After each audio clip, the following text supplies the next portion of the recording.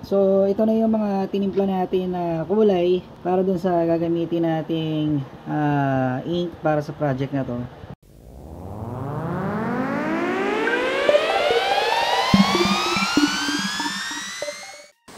Okay, so welcome back to my channel. So, ang video natin for today is magpe-prepare tayo ng mga ink na gagamitin natin para dito sa design na to. So, ito ay trial ko lamang na ginawa kahapon. So, ang mga ginamit kong mga ink dito is yung mga pinagamitan ko doon sa mga nauna kong mga print. So, mga expired na siya.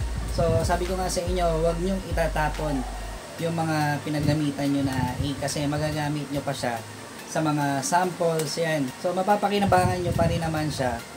Huwag nyong itapon. So, ang i-prepare natin na ink dito is 6 na kulay. Meron tayo ditong cream, meron tayo ditong light yellow gold, orange, maroon, black, at saka yung gray. So, yung gray medyo dark siya dito sa sample, kaya ang gagawin natin, ilalight ko lang siya ng konti. So, yun yung target ko talaga na kulay, mas light ng konti dito sa gray. So, nag-prepare na ako ng mga gagamitin natin.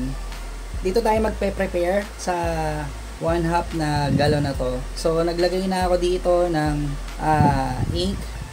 Ang gagamitin natin ay athletic muscle ni Tulco. So, ayan yung gagamitin natin. Meron na siyang nilagay ko na yung athletic muscle white, then yung athletic muscle clear. So, ang ratio ko dito is 50-50. So, kalahati nito ay 50% na white at ang kalahati nito ay 50% na clear. So, ang pagtitimpla, sabi ko nga sa inyo, paunti-unti lang ang lagay ng pigment para hindi agad mabigla kasi mas mahirap yung matingkad tapos i-adjust mo pa o maglalagay ka ng white. Mas maigi na siguro yung paunti-unti lang lagay ng pigment, tansya-tansya, tapos pagka okay na, yun, shoot na, goods na yun. So tara, ang una nating titimplahin ay yung cream, yung color cream. So ang gagawin ko lang dito, ang gagamitin natin is yung yellow gold. So ito yung gagamitin ko, paunti-unti lang. Then, ang ilalagay lang natin dito ay yung binder lang. So, hindi muna natin lalagyan siya ng fixer kasi baka sa isang araw ko pa siya gamitin. Ipe-prepare lang natin siya. So, mag-gloves muna ako para iwas dumi. For safety purposes na rin. Yan, so, lalagay lang muna tayo ng konting yellow gold. Okay. Unti-unti lang ang lagay. Ang mahirap lang dito is yung maghalo, pero tsaga-tsaga lang syempre.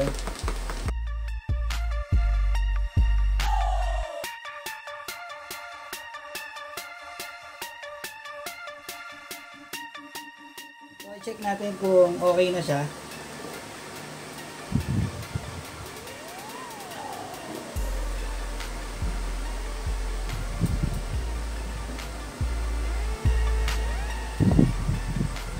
And so, para sa akin ay okay na yung yung pagka-cream niya. So, tapos after niyan, pwede na natin lagyan ng binder. Wag lang fixer. Kung hindi pa natin gagamitin, wag muna natin lalagyan ng fixer. Kasi tandaan nyo, pag may fixer na, kailangan makonsume nyo ng 8 hours lang. So, yung binder, okay lang yan. Tsaka yung reducer. Pero ang reducer, siguro lalagyan natin siya pagka gagamitin na lang din, no? Kasi pampalabnaw lang naman yun. So ito siguro konting-konting reducer lang ang ilalagay natin dito pagka gagamitin na natin siya.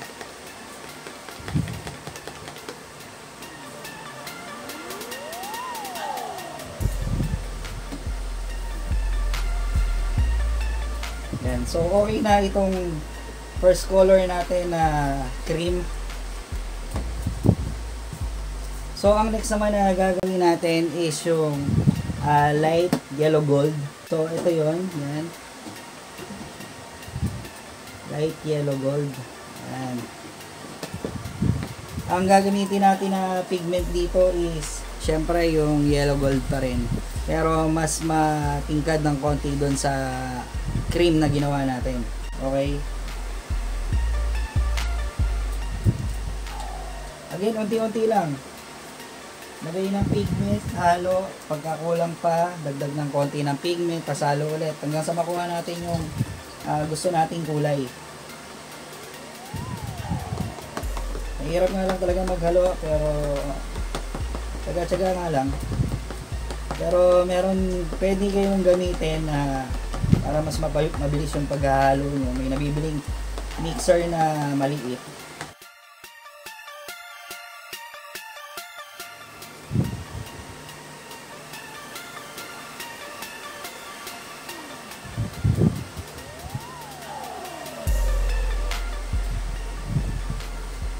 So ito ay kulang pa, dadagdagan pa natin ng pigment. Unti-unti lang. Alternate dito. Mas maganda yung matapos kayo na sakto lang kaysa yung mag-a-adjust pa kayo.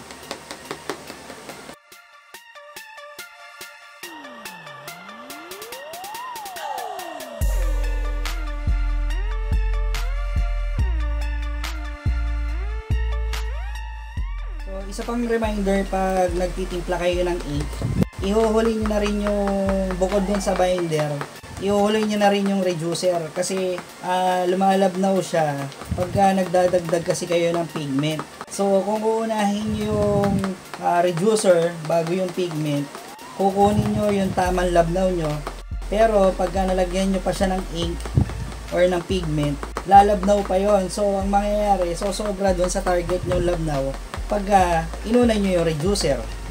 No? Kaya hanggat maaari, ihuli nyo yung reducer, yung pampalabnaw. Okay?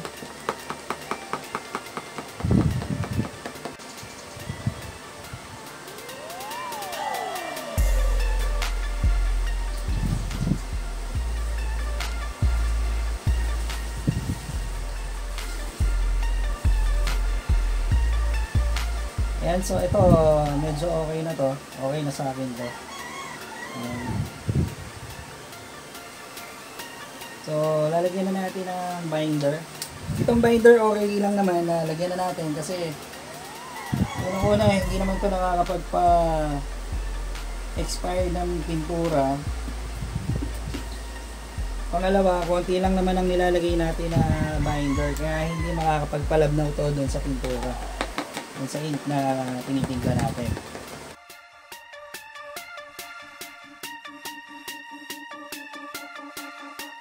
Okay, so ito na yung light yellow gold natin na isang kulay na gagamitin natin. So ito yung difference nung cream at nung light yellow gold na tinimpla natin. Yan.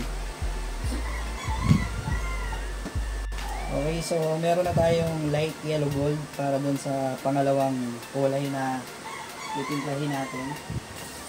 Okay, so ang next na titimplahin naman natin is yung light orange.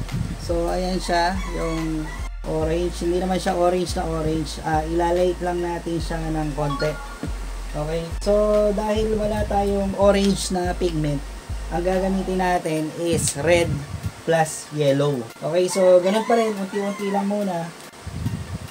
So ito yung red.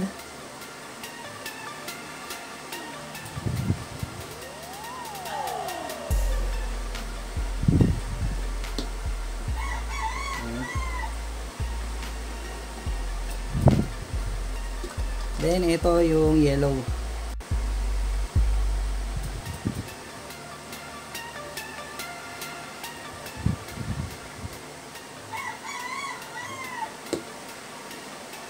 Okay, so halo muna tayo.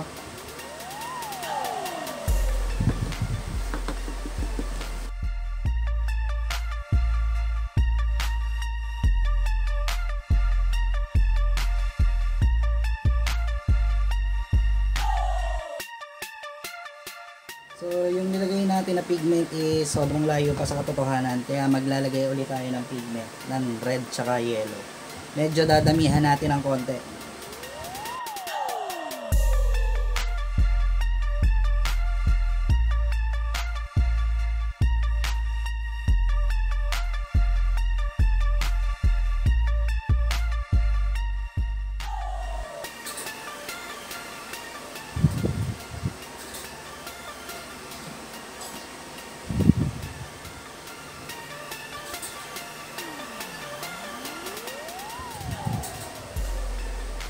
Yan, so okay na tong orange natin. Yan. So, pwede na tayo maglagay ng binder.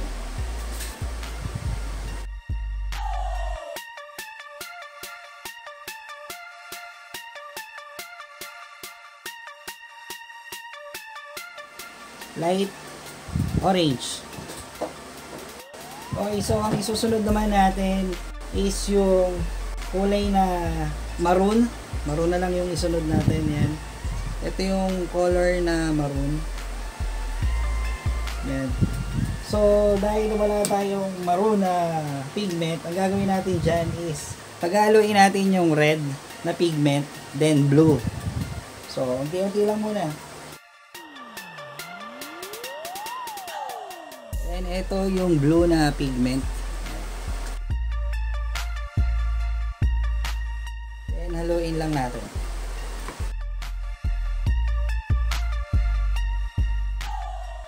Pag gusto nyo mas dark pa yung pagka-maroon na titimplahin nyo, pwede kayong magdagdag ng black na pigment. Pero since ako hindi naman masyadong maroon ang gagawin ko, so hindi na ako maglalagay ng black na pigment. Blue and red na lang yung gagamitin ko. Okay. So pagka maroon, babalansin nyo lang yung kulay. Yung dalawang pigment, dapat mas marami yung red. Mga 70% sa red, tapos sa blue is 30%. Mga ganun yung ratio. So ito, dadagdagan natin to for sure ng red pa. Pero magdadagdag na din tayo ng blue kasi light na light pa yung kulay niya.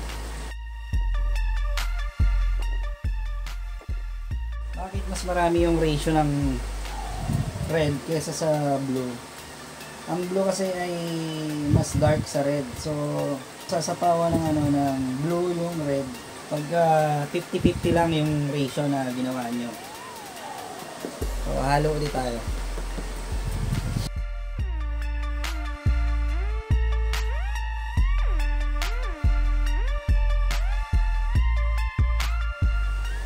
So, okay na yung maroon natin. Yan.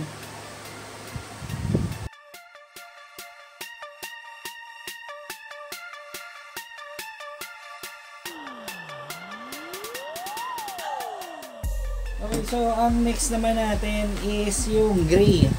So, yung gray niya, konti lang yung mga gray niya. Ayan, gray. Ayan. So, ang gagamitin natin na pigment dyan is black lang.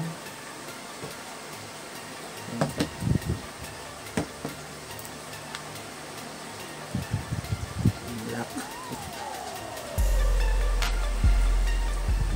Pagka white ay hinaluan mo ng black, yun na yun, gray na yan. Ito, ilalight lang natin talaga na light gray kasi ito medyo naiitiman ako dito doon sa actual na sample. Ilalight lang natin ito na konti.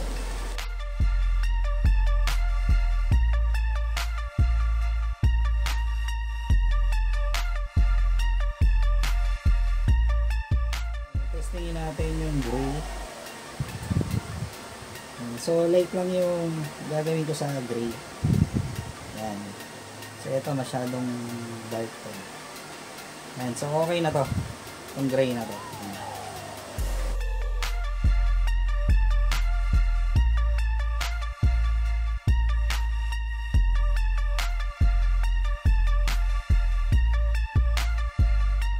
Okay, so ang next natin is black. Yan yung last color na gagawin natin. Pero meron pa akong ilalagay kasi sa likod na text. So ang kulay nun is yellow gold. Yung dark na yellow gold. So ito muna ang gawin natin, yung black. Ito yung last color para dun sa harap.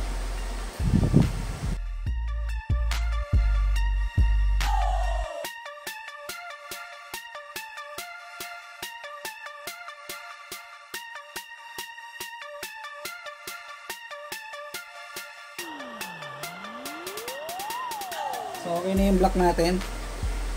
Lagyan natin ng binder.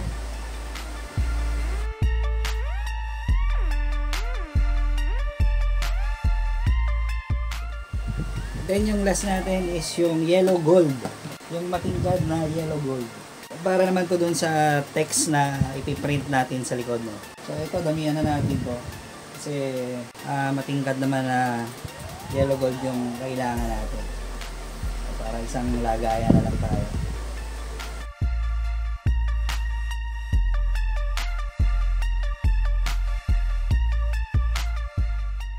Papakita ko sa inyo mamaya yung difference ng tatlong pinagamitan ng yellow gold na pigment. So isang pigment lang yung ginamit natin, pero iba-iba yung tinimpla natin na na output.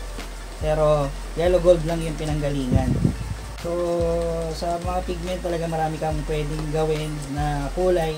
Halimbawa yan, katulad dun sa yellow gold, marami kang pwedeng gawing kulay dyan. Depende sa shade na kailangan mo.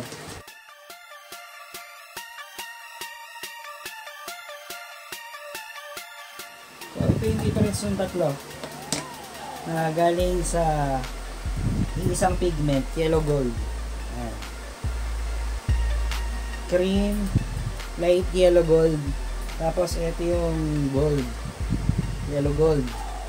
Yan, ito light ng konti dito, ito light ng konti dito. So marami kang pwedeng gawing shading doon sa isang pigment. So depende sa pangangailangan mo kung anong timpla or kung anong shade ang gagawin mo. So ito na yung mga tinimpla natin na kulay para dun sa gagamitin nating ink para sa project na to. Ayan, so ito yung una nating tinimpla, yung cream gamit ang pigment na yellow gold. Tapos ito yung pangalawa na tinimpla natin gamit pa rin ang pigment na yellow gold. So light yellow gold yung tinarget ko na kulay. So ayan siya. Tapos yung sunod na tinimpla natin is orange, actually light orange yan, hindi ko siya pina-orange maigi. So ayan yung pagka-orange nya. Ayan. Yan. So ang gamit naman dito, dahil wala tayong orange na pigment, ang ginamit natin dyan is yellow and red na pigment. Okay? So ang next natin is yung maroon. So ang ginamit natin dyan is blue and red na pigment. So ang ratio is mas marami yung red kesa sa blue, kasi masyadong matapang ang blue, masyadong dark ang blue kesa sa red. So mas marami yung red niya, pero unti-untiin lang din natin. Ang next na tinarget ko timplahin is color gray, light gray yan actually, para hindi masyadong dark dito, kasi ito ay masyadong dark. So nilight ko siya ng konti para mas lumutang yung pagka light gray nya. Okay, yung black ang last na tinimpla natin. By the way, dun sa gray ang ginamit natin na pigment is black. Tapos itong black naman yung pinakahuling tinimpla natin. So ang pigment niyan is black. And then yung panglikod natin, ito yung isang shade ng yellow gold. So dark na yellow gold yung tinarget natin dito. Ayan, ayan yung pang likod natin. Yung ipiprint natin sa likod, yan ang gagamitin natin. So meron kasi akong ipiprint para sa likod na text. So ito yun. Okay, so ito yung pangharap. At again, yung ratio ng athletic muscle series na ginamit ko is 50% na white at 50% na clear ng athletic muscle. So ayan, tool ko yung gamit ko na ink at pigment. So yun lang muna for now, at abangan na lang natin yung video pagka nagprint tayo nito pang Holy Week. That's all. Thank you. God bless.